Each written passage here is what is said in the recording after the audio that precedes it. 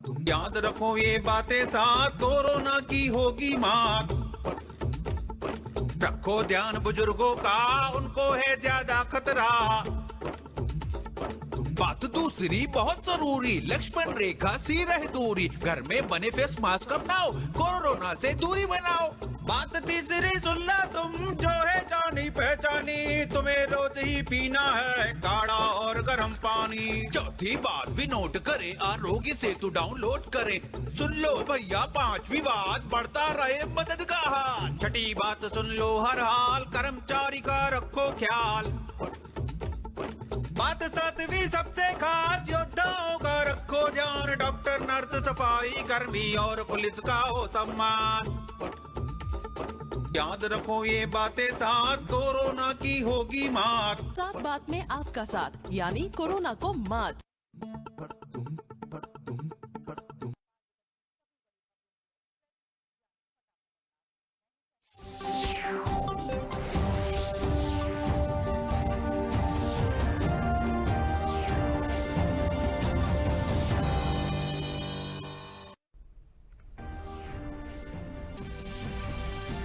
वज़ीर-ए-आज़म नरेंद्र मोदी ने आज वीडियो कॉन्फ्रेंसिंग के जरिए डॉक्टर बाला साहब विखे पाटिल की सवाने उम्री की रस्म इजरा के मौके पर कहा, काश्तकारी और किसान को सनतकारी की जानिब ले जाने के लिए हुकूमत है कोशा। रियासत में मुसलसल कोरोना इन्फेक्शन की तादाद हो रही है कम, रिकवरी का फीसद अब तकरीबन 90% हो गया। मुतासरा लोगों में से अब तक कुल 6,466 लोगों की हुई मौत।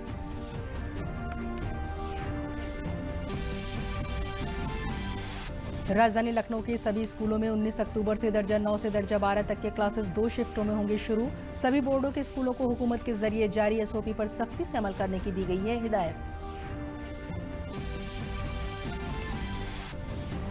और रियासत में सरमायाकारी को फरोग देने के लिए हुकूमत की कोशिशों का दिखाई देने लगा है असर। मल्टीनेशनल कंपनी पेप्सिको मथुरा के कोसी इंडस्ट्रियल इलाके में 814 करोड़ रुपए की सरमायाकारी से प्लांट करेगी कायम। आदाब, मैं हूं ज़ेबा शहाब और अब खबरें तफसील से। वज़ीर-ए-आज़म नरेंद्र मोदी ने आज वीडियो कॉन्फ्रेंसिंग के जरिए डॉक्टर बाला साहब विखे पाटिल की सवाने उम्री देह विजवा करणी का रस्म इजरा किया, जिसके मानी है किसी अच्छे काम के लिए अपनी जिंदगी वक्फ करना। इसके साथ ही उन्होंने प्रवर ग्रामीण शिक्षा सोसाइटी का नाम तब्दील करके लोक नीति डॉक्टर बाला साहब विखे पाटिल प्रवर ग्रामीण शिक्षण संस्थान किया है, जिसका इफ्तिताह वज़ीर-ए-आज़म ने किया। इस दौरान प्रोग्राम में महाराष्ट्र के वज़ीर आला उद्धव ठाकरे, बीजेपी लीडर देवेंद्र फडणवीस समेत दीगर लीडर मौजूद थे। वज़ीर-ए-आज़म ने प्रोग्राम को खिताब करते हुए कहा कि बाला साहब विखे पाटिल ने इक़्तिदार और सियासत के जरिए हमेशा समाज की भलाई की कोशिश की। उन्होंने गांव, गरीब और किसानों के दुख को नजदीक से देखा और समझा था। ये उन्हीं की कोशिश है कि जो इलाके कभी पसमानदगी में जीने को मजबूर थे, आज उसकी तस्वीर बदल गई है।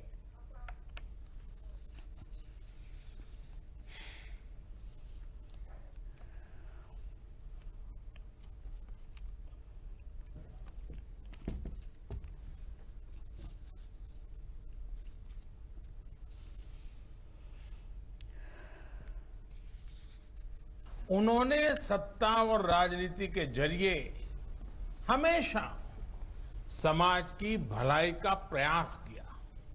उन्होंने हमेशा इसी बात पर बल दिया कि राजनीति को समाज के सार्थक बदलाव का माध्यम कैसे बनाया जाए, गांव और गरीब की समस्याओं का समाधान कैसे हो।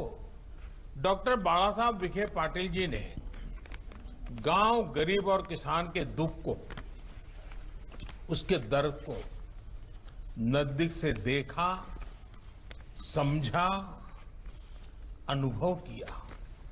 इसलिए वो किसानों को एक साथ लाए, उन्हें सहकार से जोड़ा। ये उन्हीं का प्रयास है कि जो इलाका कभी अभाव में जीने को मजबूर था, आज उसकी तस्वीर बदल गई है। वज़ीर-ए-आज़म ने आगे कहा कि आज खेती और किसान को अन्नदाता के किरदार से आगे बढ़ाते हुए इसे सनतकार बनाने और सनत की तरफ ले जाने के लिए मौक़े तैयार किए जा रहे हैं। बाबा साहब विखे पाटिल का मानना था कि अच्छा किसान होने के लिए काश्तकारी का हुनर होना जरूरी है।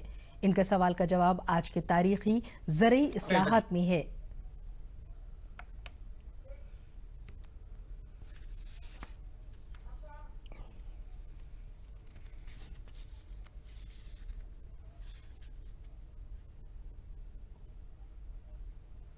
व्यक्ति कितना ही पढ़ा लिखा क्यों न हो, अगर उसमें खेती का कौशल नहीं हो तो वो कभी खेती नहीं कर पाएगा।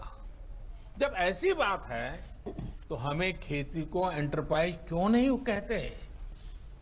साथियों, बाला साहब विखे पाटिल जी के मन में ये प्रश्न ऐसे ही नहीं आया। जमीन पर दशकों तक उन्होंने जो अनुभव किया, उसके आधार पर उन्होंने ये बात कही। बाला साहब विखे पाटिल जी के इस सवाल का उत्तर आज के ऐतिहासिक कृषि सुधारों में भी है। आज खेती को, किसान को अन्नदाता की भूमिका से आगे बढ़ाते हुए उसको उद्यमी बनाने, एंटरप्रेन्योरशिप की तरफ ले जाने के लिए अवसर तैयार किए जा रहे हैं। वजीर-ए-आज़म ने कहा कि चाहे वो एमएसपी नाफिज करने और इसे बढ़ाने का फैसला हो, यूरिया की नीम कोडिंग हो या बेहतर ज़रूरी बीमा हो, हुकूमत ने किसानों की हर छोटी छोटी दिक्कतों को दूर करने की कोशिश की है। किसान की आय की चिंता की है, उसकी आय बढ़ाने के लिए निरंतर प्रयास किया है।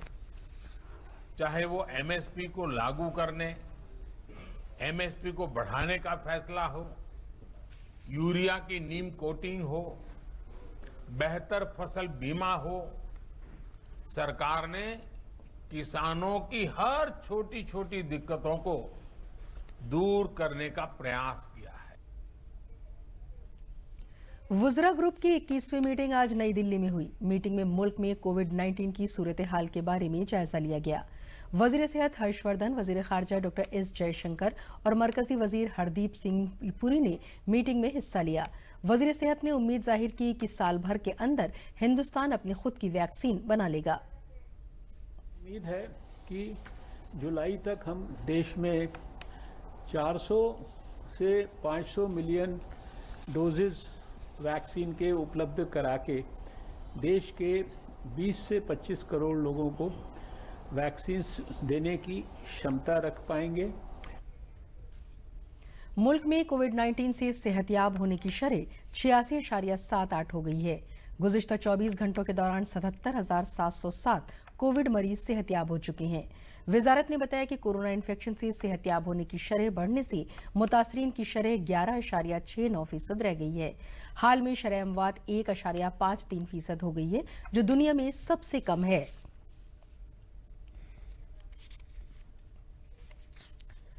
एडिशनल चीफ सेक्रेटरी सेहत अमित मोहन ने लखनऊ में आज प्रेस कॉन्फ्रेंस में बताया कि कोरोना वायरस के इन्फेक्शन से मुताल्लिक़ गुज़िश्ता 24 घंटों में इन्फेक्शन के 3033 नए मामले सामने आए हैं।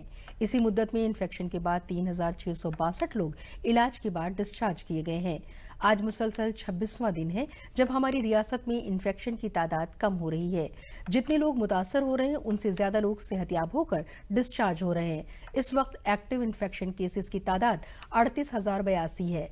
44% से ज्यादा एक्टिव केसेस में कमी आई है। जो लोग सेहतयाब होने के बाद डिस्चार्ज किए जा चुके हैं उनकी तादाद बढ़कर 3,97,570 हो गई है। रियासत का रिकवरी फीसद अब तकरीबन 90% हो गया है। मुतासर लोगों में से अब तक कुल 6,466 लोगों की मौत हो चुकी है। विगत 24 घंटों में संक्रमण के 3,033 नए मामले सामने आए हैं। इसी अवधि में संक्रमण के पश्चात कुल 3,662 लोग उपचारित होने के पश्चात डिस्चार्ज किए गए। तो ये आज लगातार 26वां दिन है जब हमारे प्रदेश में संक्रमण की संख्या लगातार घट रही है। जितने लोग नए संक्रमित हो रहे हैं उनसे ज़्यादा लोग स्वस्थ होकर डिस्चार्ज हो रहे हैं। इस समय एक्टिव इन्फेक्शन के केसेस की कुल संख्या 38,082 है। 44% से अधिक एक्टिव केसेस में कमी आई है पिछले 26 दिनों में।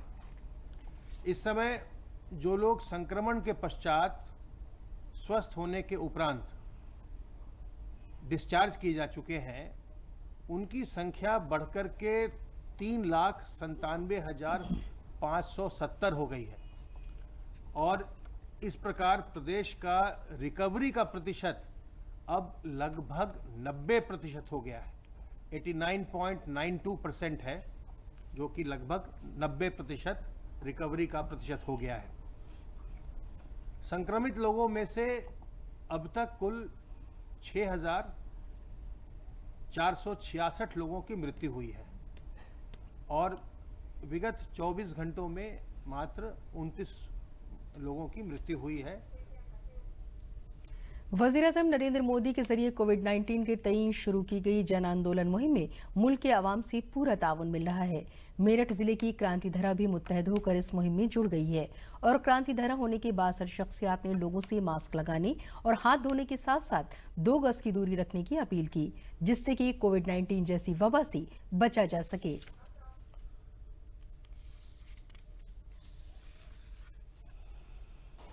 कोविड-19 महामारी के इस कठिन समय में सबसे बड़ी राष्ट्र सेवा यही है कि हम न केवल स्वयं को अपितु दूसरों को भी इसके संक्रमण से दूर रखें। पूरे देश में दिन प्रतिदिन कोरोना संक्रमितों की बढ़ती संख्या को देखते हुए यह आवश्यक हो गया है कि प्रत्येक नागरिक पहले से अधिक सावधानी रखे। राष्ट्र के सबसे मजबूत स्तंभ न्यायपालिका का सदस्य होने के नाते हम सभी से समाज व राष्ट्र को कुछ अधिक अपेक्षा रहती है, परंतु विगत कुछ दिनों से यह देखने में आ रहा है कि हम सब अत्यधिक असावधानी बरत रहे हैं, जिसके परिणाम स्वरूप जिले एवं न्यायालय परिसर में कोरोना का प्रसार तेजी से हो रहा है। मित्रों, आप सबसे मेरा आग्रह है कि आप कोविड-19 से बचाव के सभी निर्देशों का पूरी तत्परता से पालन करें, किसी भी दशा में बिना मास्क के भ्रमण न करें और सदैव 2 गज की शारीरिक दूरी का पालन करें। यशस्वी प्रधानमंत्री द्वारा जो एक मुहिम चलाई गई है कोरोना महामारी से लड़ने के लिए, मैं उसमें उनका पूर्णतः समर्थन करता हूं और आप सभी से इस अपेक्षा करता हूं और ये सहयोग की आपसे निवेदन करता हूं कि घर से जब भी बाहर निकलें मास्क का यूज़ ज़रूर करें, समय समय पर अपने साबुन से अच्छी तरीके से हाथ धोते रहें, सैनिटाइज़र का यूज़ करें और 2 गज की दूरी जरूर एक दूसरे से बना के रखें। इस टाइम जब कोविड-19 पूरे देश में पूरे विश्व में फैला हुआ है और रिलैप्सेस भी हो रहे हैं, उस समय वो चाहते हैं कि देश के सब लोग सब सुरक्षित रहें। इसीलिए मैं अपील करूंगी सब छात्र छात्राओं से, लोगों से कि वो सोशल डिस्टेंसिंग मेंटेन करें, सब लोग मास्क पहने और अपने हाथों को साफ रखें, चाहे वो साबुन पानी से हो चाहे सैनिटाइज़र से हो।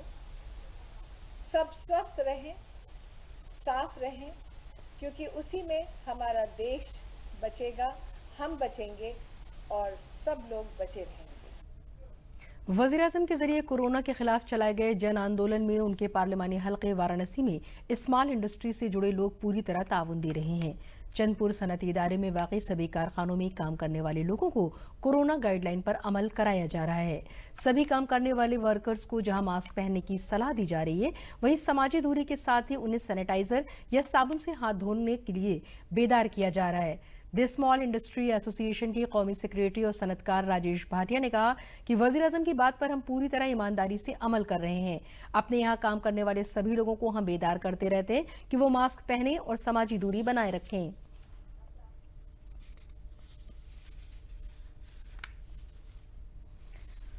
आदरणीय प्रधानमंत्री जी जो वाराणसी के संसदीय सांसद भी हैं और जिस तरह से वो बराबर टीवी पे आके हर समय देश के बारे में सोचते हैं, समाज को दिशा देते हैं और हम लोग को ये गाइड करते हैं कि जब तक दवाई नहीं तब तक ढिलाई नहीं।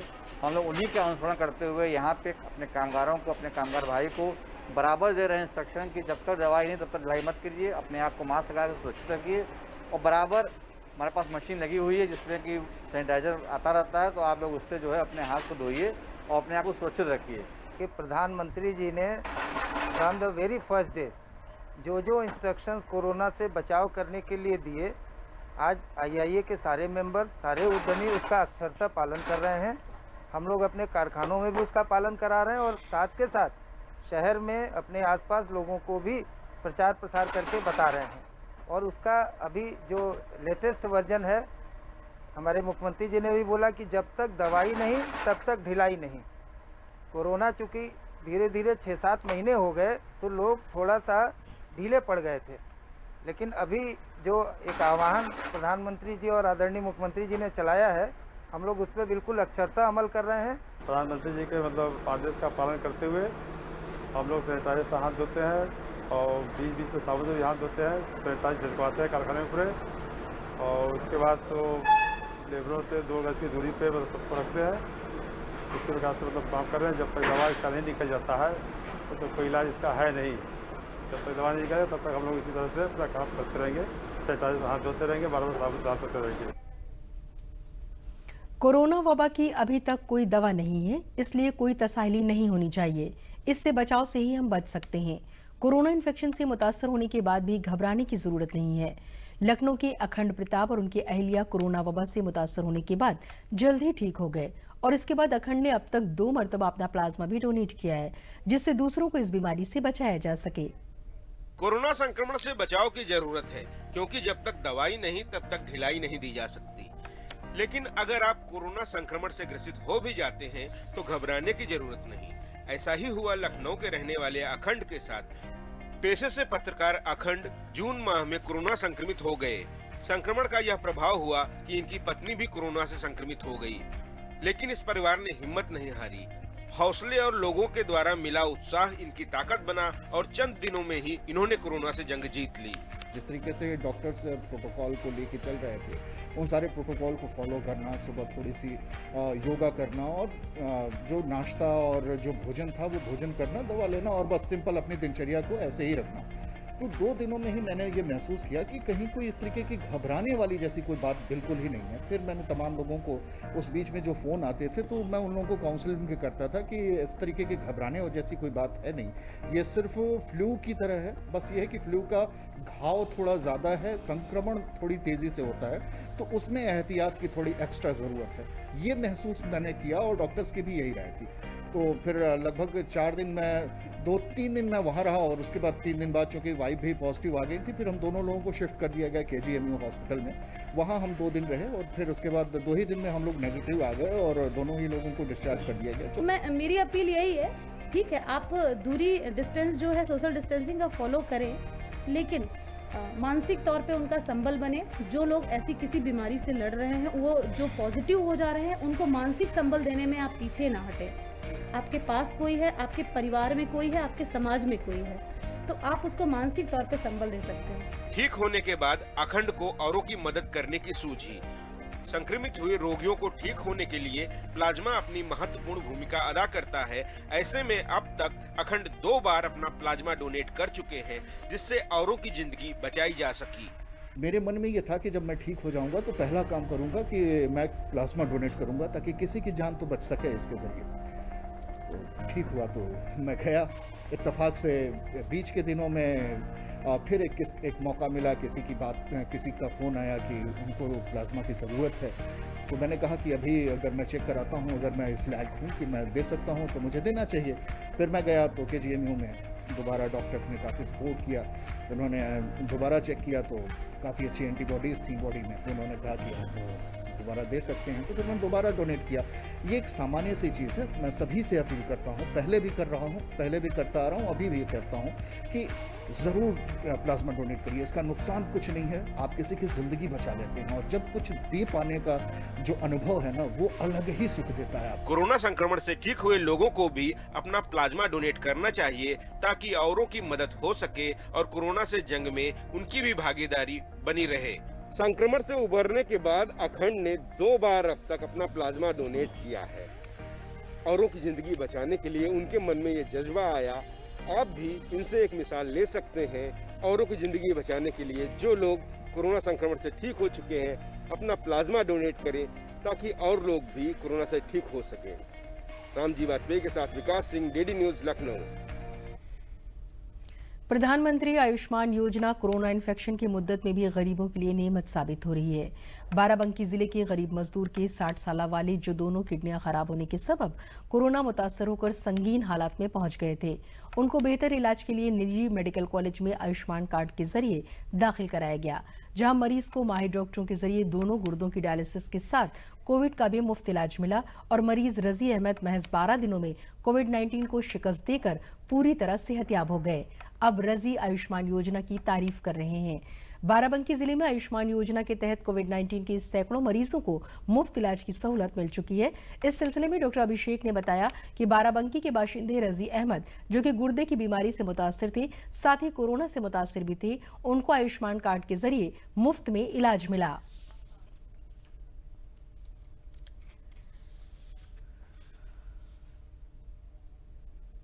मेरे पापा से कोरोना हो गया था 1 महीना पहले, उनको जो इन हॉस्पिटल में ले जाके भर्ती करवाएं।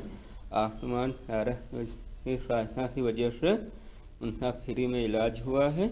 मैं मोदी जी का धन्यवाद करता हूँ कि वो गरीबों की बहुत मदद कर रहे हैं। हाँ, मैं गुर्दे का मरीज हूँ, मेरा इलाज चल रहा है और मुझे कोरोना हो गया था तो इन अस्पताल में मैं भर्ती हुआ हूँ और मुझे आयुष्मान कार्ड से पता चला कि इससे इलाज हो जाएगा, तो उससे हमारा इलाज हुआ और मैं घर आ गया और प्रधानमंत्री मोदी जी ने बहुत सहायता हमें दी, इसलिए उनका मैं धन्यवाद करता हूँ। वो गरीबों की बहुत मदद करते हैं। कि आयुष्मान भारत योजना विश्व की सबसे बड़ी हेल्थ इंश्योरेंस योजना है। माननीय प्रधानमंत्री जी की ये अति महत्वाकांक्षी योजना के अंतर्गत जनपद स्तर पर अब कोविड आयुष्मान भारत के लाभार्थी जो कोविड पॉजिटिव है उनको भी इलाज मिलना प्रारंभ हो गया है। पहले कोविड के मरीजों के जो नॉन आयुष्मान के लाभार्थी थे उनका भी इलाज मिल रहा था, लेकिन अब लाभार्थियों को भी कोविड का इलाज मिल रहा है। इसी क्रम में आपको हम अवगत कराना चाहते हैं कि रजी अहमद नाम का एक मरीज जो कि आयुष्मान भारत का लाभार्थी था, ये गुर्दे की बीमारी से जूझ रहा था और कोविड पॉजिटिव हो गया था। वर्तमान में इसका इलाज Hind institute of medical sciences में किया गया। वहाँ 12 से 15 दिनों तक ये एडमिट रहा और वह पूर्णतः स्वस्थ होकर अपने घर को चला गया। इसी तरीके से अन्य विभिन्न और आयुष्मान के लाभार्थी हैं जिनको तरह तरह के इलाज मिले और कोविड पॉजिटिव होने के बाद भी वो पूर्णतः स्वस्थ होकर अपने घरों को चले गए। रियासती हुकूमत के हाथरस मुतासरा को इंसाफ दिलाने के लिए सीबीआई जांच की सिफारिश की गई थी। इसका नोटिस लेते हुए सीबीआई की टीम मौके पर पहुंची। टीम ने मौके का मुआयना किया। इस दौरान कसीर तादाद में पुलिस फोर्स मौजूद थी। मुतासरा के कुनबे को साथ लेकर सीबीआई जाए हादसा पर पहुंची और जांच की। सीबीआई टीम के साथ फॉरेंसिक टीम भी जांच में लगी रही। हाथरस जिले के चंदपा कोतवाली इलाके के बोलगढ़ी गांव में एक लड़की से मुबैना गैंगरेप मामले में इतवार को सीबीआई की टीम हाथरस पहुंची थी। पीर को उसने केस से मुताल्लिक दस्तावेज वगैरह लिए थे। जांच के सिलसिले में सीबीआई की टीम मुतासरा के गांव पहुंची। सीबीआई की टीम मुतासरा के कुनबे से मिली और मुतासरा के भाई को लेकर जाए हादसा पर पहुंची। मुतासरा की वालिदा की तबीयत ठीक न होने पर एम्बुलेंस के जरिए उन्हें बाद में मौके पर बुलाया गया। इस दौरान कसीर पुलिस फोर्स मौजूद थी ताकि जांच के वक्त किसी तरह की कोई गड़बड़ी न हो सके। इसके लिए पुलिस ने गाड़ियों की एक लंबी कतार जाए हादसा के नजदीक लगा दी। राजधानी लखनऊ के सभी स्कूलों में 19 अक्टूबर से क्लासेस सुबह 8:30 बजे से शाम 3:20 तक चलेंगी। पहली शिफ्ट में सुबह 8:30 बजे से 11 बजे तक 11:50 तक 9वीं और 10वीं के क्लासेस चलेंगे। वहीं दूसरी शिफ्ट में दोपहर 12:20 से शाम 3:20 तक 11वीं और 12वीं के क्लासेस चलेंगे। इंतजामिया से इजाजत मिलने के बाद पीर को महकमा तालीम ने स्कूल मैनेजरों को जारी एसओपी के मुताबिक स्कूल खोलने की हिदायत दी। इसके बाद क्लासेस शुरू करने के लिए तैयारियां तेज हो गई हैं। महकमा तालीम ने तलबा और तालिबात को फुल पैंट शर्ट पहनकर आने की हिदायत दी। वहीं स्कूलों को इस मरतबा हलफनामा देना होगा कि उनके यहाँ कोविड-19 प्रोटोकॉल पर अमल किया जा रहा है। CIOS डॉक्टर मुकेश कुमार ने सभी बोर्डों के स्कूलों को हुकूमत के जरिए जारी एसओपी पर सख्ती से अमल करने की हिदायत दी है। स्कूलों को हिदायत दी गई है कि वो कोविड प्रोटोकॉल के तहत तालिबे इल्मों की छुट्टी एक साथ न करें, बल्कि छोटे छोटे ग्रुप में एक एक करके जाने दें। किसी तालिबे इल्म, टीचर या दीगर किसी स्टाफ को सर्दी, जुकाम, बुखार या खांसी हो तो इब्तिदाई इलाज देते हुए घर भेज दिया जाए। जरूरत पड़ने पर हेल्पलाइन नंबर 180-018-05 145 पर कॉल करके इब्तिदाई इलाज का इंतजाम यकीनी बनाने के लिए स्कूलों को हिदायत दी गई है।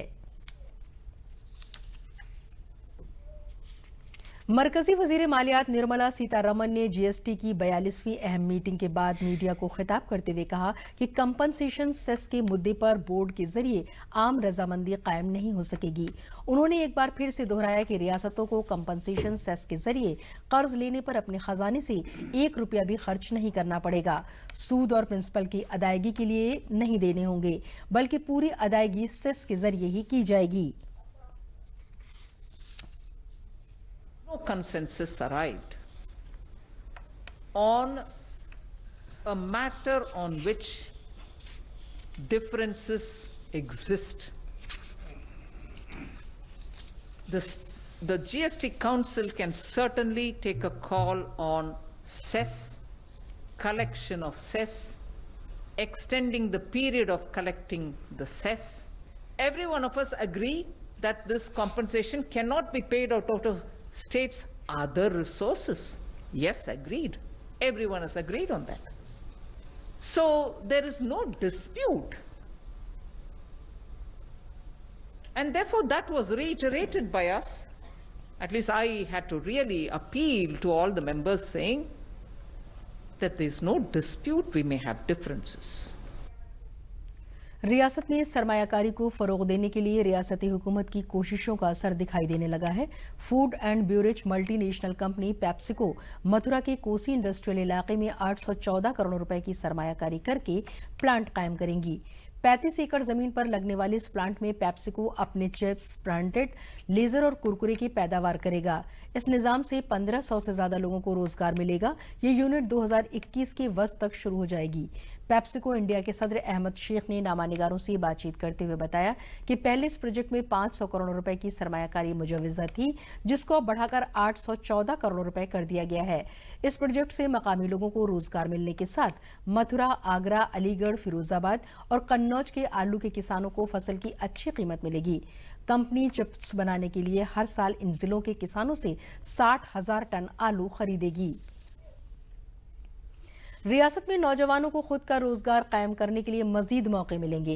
नया तजुर्बा करके नौजवानों को अपना नया कारोबार कायम करने के लिए हुकूमत की जानिब से उन्हें मदद दी जाएगी। अब तक सूबे में 2850 स्टार्टअप कायम हुए हैं। इनकी तादाद बढ़ाकर अब 10,000 की जाएगी। स्टार्टअप शुरू करने में मदद के लिए कम से कम 100 स्टार्टअप मराकज कायम किए जाएंगे। इसके तहत हर जिले में एक स्टार्टअप मरकज होगा, जहां पर माहिरीन की निगरानी में नौजवान नए तजुर्बे को हतमी शक्ल देंगे और साथ ही अपना खुद का रोजगार कायम करेंगे। रियासत में 18 स्टार्टअप मरकज कायम किए जा चुके हैं और जल्द इन मराकज की तौसी हर जिले में होगी। लखनऊ में मुल्क का सबसे बड़ा स्टार्टअप मरकज कायम करने के लिए काम तेजी से लाई गई है।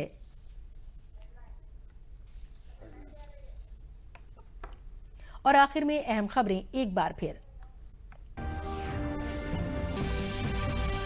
वज़ीर-ए-आज़म नरेंद्र मोदी ने आज वीडियो कॉन्फ्रेंसिंग के जरिए डॉक्टर बाला साहब विखे पाटिल की सवाने उम्री की रस्म इजरा के मौके पर कहा, काश्तकारी और किसान को सनतकारी की जानिब ले जाने के लिए हुकूमत है कोशां। रियासत में मुसलसल कोरोना इन्फेक्शन की तादाद हो रही है कम। रिकवरी का फीसद अब तकरीबन 90% हो गया। मुतासरा लोगों में से अब तक कुल 6,466 लोगों की हुई मौत।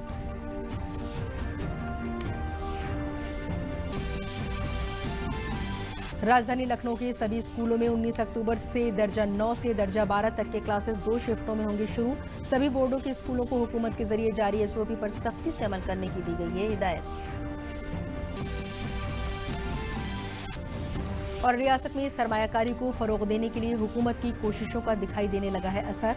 मल्टीनेशनल कंपनी पेप्सिको मथुरा के कोसी इंडस्ट्रियल इलाके में 814 करोड़ रुपए की सरमायाकारी से प्लांट करेगी कायम। इसी के साथ खबरें खत्म हुई। इजाजत दीजिए, आदाब।